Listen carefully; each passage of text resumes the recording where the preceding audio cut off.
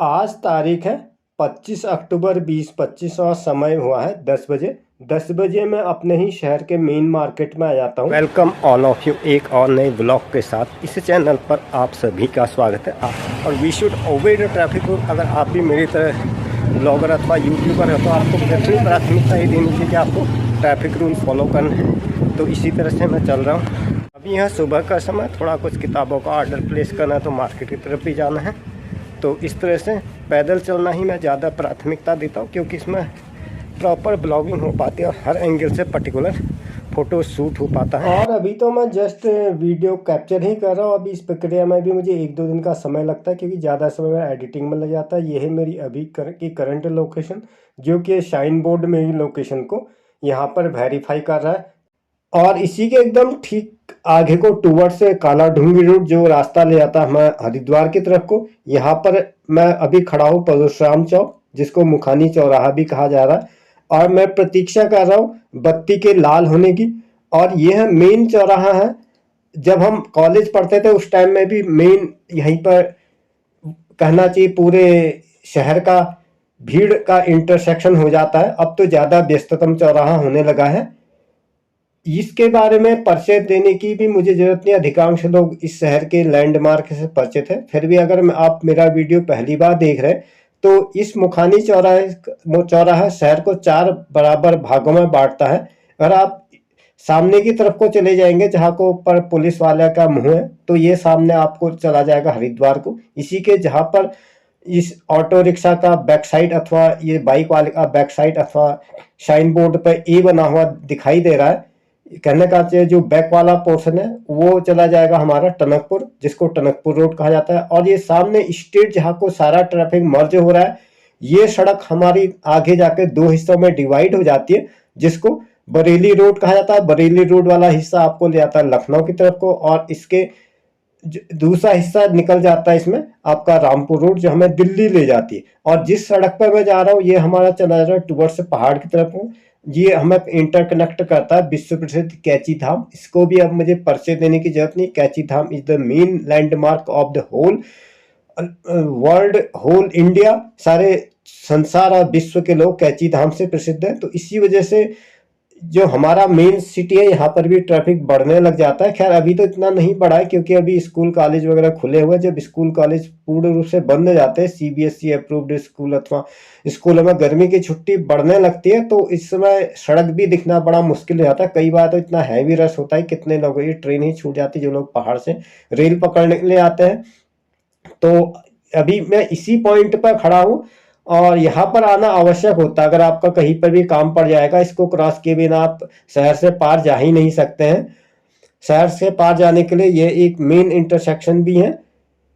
I am waiting for a short while for red light right now as I am showing to. This is the morning traffic rush. अब तो खैर अभी तो इतना नहीं है, अभी तो ऑफिस आवर्स का समय है और समय हुआ है लगभग 10-11 बजे का। लेकिन कुछ समय के बाद जब इस पर टूरिस्ट स्टेशन हो जाता है तो एकदम पता ही नहीं चलता कहाँ पर सड़क है अथवा कहाँ पर वाहन है।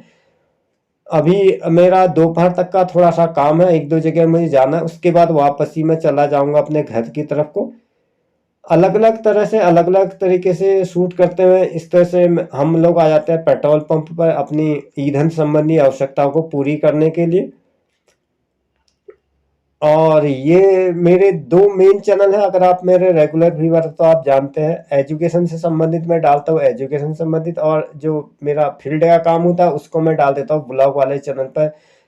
एजुकेशन वाले पर आपको मिल जाएगा जो भी मेरा प्रोफेशनल लाइफ है उससे संबंधित क्रियाकलाप, और जो मेरा पर्सनल लाइफ से संबंधित क्रियाकलाप मिल जाएगा मेरा आपको मेरे ब्लॉग वाले चैनल पर। सपोज प्रोफेशनल लाइफ में स्टूडेंट रजिस्टर कैसे बनाना है, टीसी रजिस्टर कैसे बनाना है, एडमिशन फॉर्म कैसे बनाना है, फीस माफी का फॉर्म कैसे बनाना है, फीस का स्ट्रक्चर कैसे बनाना है, और ब्लॉग्स वगैरह में कहाँ पर कौन सी लोकेशन है, कहाँ पर शिक्षा विभाग का दफ्तर है और कहाँ पर हमें अच्छी स्टेशनरी मिल जाती है। अगर आप पहली बार इस शहर में प्रवेश करें तो ऐसे आसपास के दर्शनीय स्थल कौन कौन से होते हैं। और फिर हाल में परिचित करा रहा हूँ आपको ये अपने ही मुख्य शहर से।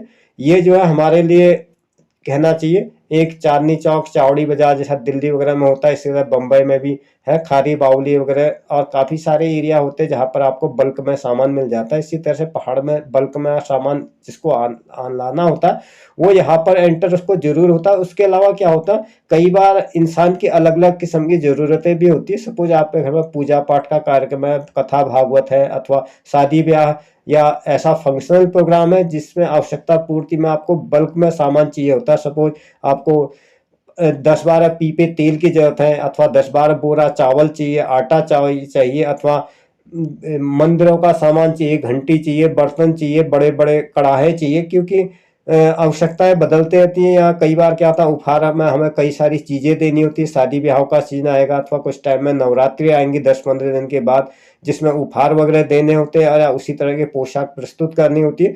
तो यहाँ पर उस संबंधी काम भी होता है। जितने पहाड़ के दुकानदार हैं वो एक बार जरूर आते हैं और यहीं से सामान ले आते हैं। और यहाँ के लोग अपना सामान खरीदने के लिए जाते हैं या तो बरेली जाते हैं, मैकेनिकल सामान जो लाते हैं, और जो इस तरह गारमेंट्स वगैरह लाइफ स्टाइल संबंधी चीजें लाते हैं वो दिल्ली से लाते हैं, क्योंकि दिल्ली के लिए यहाँ से रेगुलर रेल यात्रा की सुविधा उपलब्ध है। जब हम लोग स्कूल पढ़ते थे तब भी थोड़ा सा दुकानें बंद कम थी, इतनी ज़्यादा तो नहीं थी। अब तो यहाँ पता ही नहीं चलता कि कौन सा रास्ता कहाँ को ले जाता। मेन रोड तो अब भी वही है, लेकिन इसके अंदर के सब रास्ते और छोटे छोटे रास्ते बदल चुके। अभी है प्रातःकालीन का समय, इसलिए कुछ दुकानों के शटर डाउन है और कुछ दुकानों के शटर खुल चुके हैं। अपनी यात्रा क्रम में आगे बढ़ते हुए मैं चले जाता हूँ गली की तरफ। यहाँ से मुझे अपने ही स्कूल के स्टेशनरी का ऑर्डर प्लेस करना, क्योंकि यहाँ पर हमारे स्कूल की कई आप समझ सकते हैं, जैसे लेटर हेड बनते हैं, कैलेंडर बनते हैं, या स्कूल की डायरिया बनती है जिसमें स्कूल का नाम मेंशन होना होता है, तो वो काम यहाँ पर होता है। सपोज आप किसी भी दुकान में जाते हैं, कॉमन चीजें तो आपको सब जगह मिल जाएंगी। आप कॉपी किताब खरीदना चाहे प्लेन वाली मिल जाती है। किसी का पर्टिकुलर ब्रांड अगर उसमें छपवाना चाहते हैं, या किसी आप अपने पैकेजिंग में अपना नाम देना चाहते हैं, जैसे आजकल होता है फ्लेक्सी बोर्ड वगैरह है, तो ये डिजाइनिंग वगैरह का काम होता है। इस तरह से अलग अलग आवश्यकता को पूरी करने के लिए इसमें अलग अलग तरह के मार्केट है।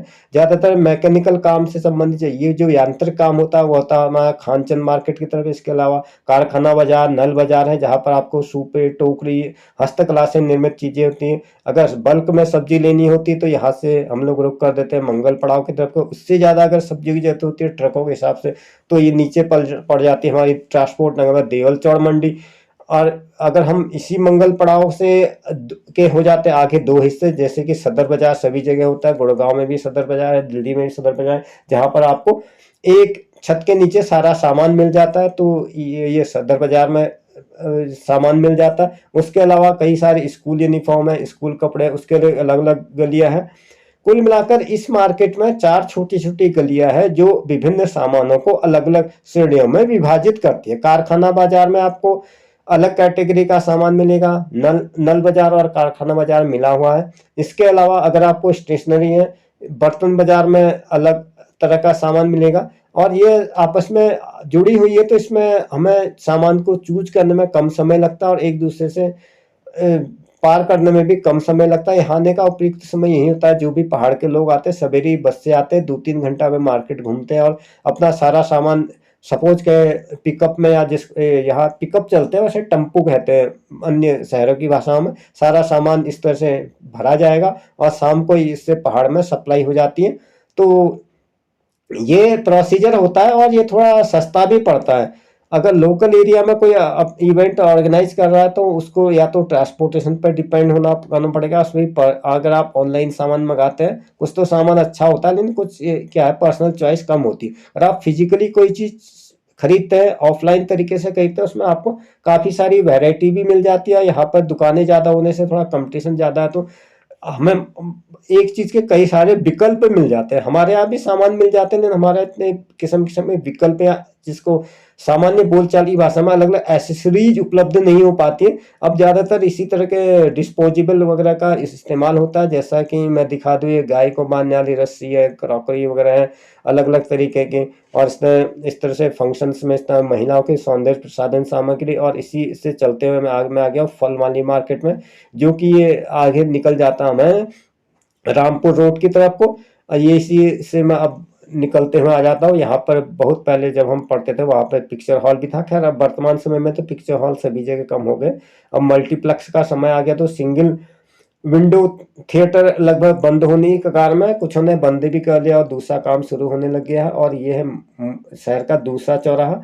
ये भी शहर को 3 भागों में बांटता है। एक सीधा सीधा चला जाता है लखनऊ की तरफ को, दूसरा रास्ता चले जाता है दिल्ली की तरफ को, और तीसरा रास्ता को कहता है टनकपुर रोड, और टनकपुर चले जाता है। वैसे इस शहर के रास्ते बहुत आसान होते हैं, और जिस शहर को जाते हैं उसी शहर का नाम आ जाता है। नैनीताल रोड आपको नैनीताल पे छोड़ेगा, रामपुर रोड रामपुर में छोड़ेगा, लखनऊ रोड लखनऊ में छोड़ेगा, और बरेली रोड जिसको कहते हैं बरेली रोड आपको लखनऊ में छोड़ेगा। लखनऊ के लिए लखनऊ रोड नहीं है, सॉरी बरेली रोड है।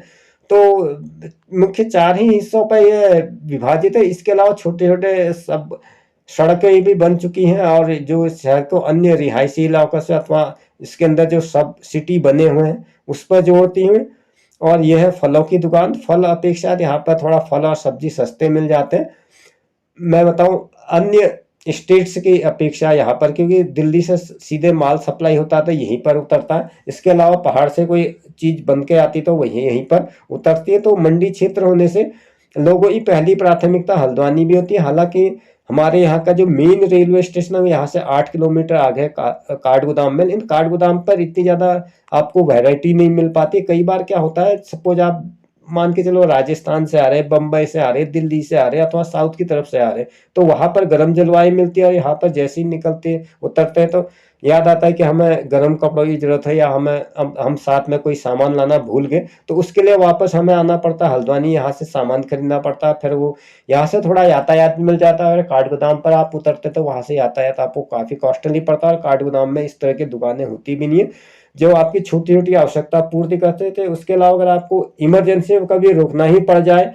तो यहाँ पर थोड़ा होटल वगैरह शाम के टाइम में रखने का, रिहायशी इलाके में सभी के रिश्तेदार हो जाते हैं। अगर बाई द वे ऐसी ट्रेजेडी मिल भी हो भी जाए तो 500-600 रुपये में कमरे मिल जाते हैं। काठगोदाम में अगर आ गए तो काठगोदाम में इस तरह का वीआईपी एरिया होने से थोड़ा सा महंगा मिलता है, और उतनी ज़्यादा आपको पर्सनल चॉइस मिल भी नहीं पाती है। और आपसे बातें करते करते मैंने क्रॉस कर दिया है अपने काठगोदाम का रेलवे स्टेशन। काठगोदाम के बाद ये इस समय की स्थिति है, यहाँ से थोड़ा प्रतिकूल भौगोलिक परिस्थितियां हो जाती है, तो उतनी ज़्यादा हमें पर्सनल चॉइस नहीं मिल जाती है, दुकानों की संख्या कम होने लगती है, और साधन थोड़े कम होते हैं। तो अगर जब भी आप यहाँ से पहाड़ की तरफ आते हैं तो आपको हल्द्वानी में उतरना, अपनी पर्सनल थिंग्स से अथवा कलेक्ट कर लेनी, उसके बाद ही पहाड़ पर चलना। तो बाद में बड़ी दिक्कत हो जाती है। अगर आप एज पर्यटक आना चाहें तो आप ऑनलाइन, जब तक सामान आएगा तब तक तो आपकी ट्रिप कहाँ से कहाँ निकल जाती है। तो ये थोड़ी दिक्कतें होती है पहाड़ के मार्ग में, साधनों की कमी है। और दूसरा क्या है, ये पहाड़ के रास्ते अब थोड़ा नैरो होने लगता है यहाँ से रास्ता, और पहाड़ों में हरियाली बढ़ने लगती है, दुकानों की संख्या कम होने लगती है, और कई बार रात में रिस्क फैक्टर भी बढ़ जाता है कि गहरी घाटियों में कई बार नेटवर्क की समस्या भी आती है। ये जो मैं आपको एकदम राइट हैंड साइड में दिखा रहा हूँ, इस जगह का नाम है रानीबाग, कि हमारे रेलवे स्टेशन से लगभग लगभग पड़ जाता है 3-4 किलोमीटर और आगे पड़ जाता है। अब इसके बाद माउंटेन एरिया शुरू होने लग गया है, और यहीं से थोड़ा सा ट्रैफिक का हल्का सा रश है। आज तो इतना ज़्यादा यातायात अवरोधित नहीं है। अदरवाइज क्या होता है, अगर आप पीक आवर्स में आते हैं, सपोज आप 5 से 6 बजे के बीच में आते हैं, अथवा 3 से 4 बजे के बीच में आते हैं, तो ये ट्रैफिक का रश भी एकदम बढ़ने लग जाता है। वैसा यही स्थिति सभी देश के हिस्सों में होता है। अगर आप ऑफिस आवर्स में कहीं भी ट्रेवल करते हैं, सपोज 8 बजे से 10 बजे तक का, अथवा शाम के टाइम में 4 बजे से 6 बजे तक का समय, सड़कें कहीं की भी व्यस्त होती, चाहे राजधानी की सड़कें हो चाहे बड़े शहरों की सड़कें हो। तो यही ठीक स्थिति इस सड़क की भी, ये एकमात्र सड़क है जो कि आदमी के कल कारखानों से लेकर उसके घर को जोड़ रही है, तो इस वजह से भी थोड़ा रश होता है। दूसरा रीजन ये कैची धाम अब विश्व प्रसिद्ध एक आश्रम बन चुका है, तो उस वजह से श्रद्धालुओं की भी इस रास्ते पर काफी भीड़ हो। और ये जिस सड़क पर मैं चल रहा हूँ इसका नाम है नैनीताल रोड। इसी पर आपको कैची धाम वाला मंदिर मिल जाता है, और अधिकांश लोग जो है डेली अप डाउन करने वाले जॉब से यहाँ से आते भी है जाते भी है। आगे हमारा पड़ जाता है इसी रोड पर हमारा एयरपोर्ट पड़ जाता है, बस अड्डा पड़ जाता है, रेलवे स्टेशन पड़ जाता है, सारी कॉमर्शियल एक्टिविटी यहाँ से शुरू हो जाती है। इसलिए भी रश होता है, क्योंकि अब क्या कई लोगों का क्या है, घरों का थोड़ा कीमत बढ़ गई है, किराए के रेट बढ़ गए हैं, तो लोग क्या करते हैं अपनी स्कूटी अथवा बाइक खरीद लेते हैं, या किसी ने कार फाइनेंस करा ली मान के चलो, तो पहाड़ में रहते हैं, डेली अप डाउन करते हैं, रुद्रपुर इंडस्ट्रियल एरिया वहाँ पे जाके नौकरी कर लेते हैं। अथवा जिसको जो भी काम करना, सपोज किसी का दुकान का काम है या अपना व्यवसाय भी है, तो वे डेली अप डाउन करते हैं। तो इस वजह से जब यहाँ पर एकदम से छुट्टी का टाइम होता है तो ये सड़क भी एकदम जाम हो जाती है। तो ये है यहाँ का व्यू, जैसा मैं आपको दिखा पा रहा हूँ। अब काफ़ी इसमें सुधार भी हुआ, पिछले के लगभग 2 महीने पहले यहाँ हुए थे गेम्स, तो उस वजह से काफ़ी ज़्यादा सौंदर्यीकरण ब्यूटिफिकेशन किया गया था सड़क का, और काफ़ी अच्छा लग रहा है, पारंपरिक तरीके से सजाया गया है अलग अलग चौराहों को, अलग अलग दीवारों को। और ये हमारे यहाँ के ऐपन कहा जाता है, ऐपन भी बनाकर अच्छी आकृतियां उकेरी गई है और ब्यूटिफिकेशन अच्छा लगता है। अगर आप किसी भी साफ सुथरी अथवा ब्यूटीफुल जगह पे जाते हैं, उसके अलावा अगर गंद कूड़ा कचरा वगैरह है तो मन में अनेक सारे मनोविचार आते हैं और अच्छा लगता भी नहीं। तो ये थी फिर मेरी आपके साथ यात्रा। आज मैंने आपको परिचय करा अपने मुख्य शहर हल्द्वानी के मेन मार्केट से, और इसकी क्या एक्स्ट्रा फीचर उपलब्ध है अथवा यहाँ पर लोग क्यों आना चाहते हैं, इस बारे में मैंने आपसे डिटेल्ड में चर्चा की।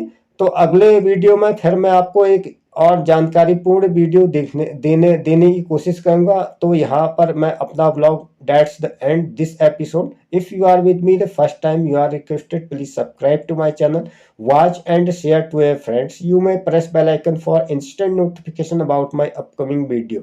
दोस्तों सेम टू सेम वीडियो आपको मेरे फेसबुक पेज और डेली मोशन वेबसाइट पर भी मिल जाएगा। वीडियो में अंत तक बने रहने के लिए आप सभी का धन्यवाद। और ये हो गया बस के आने का समय, और 4 बजे वाली नैनीताल की बस आ गई। यहाँ पर मैं अपनी वाड़ी को विराम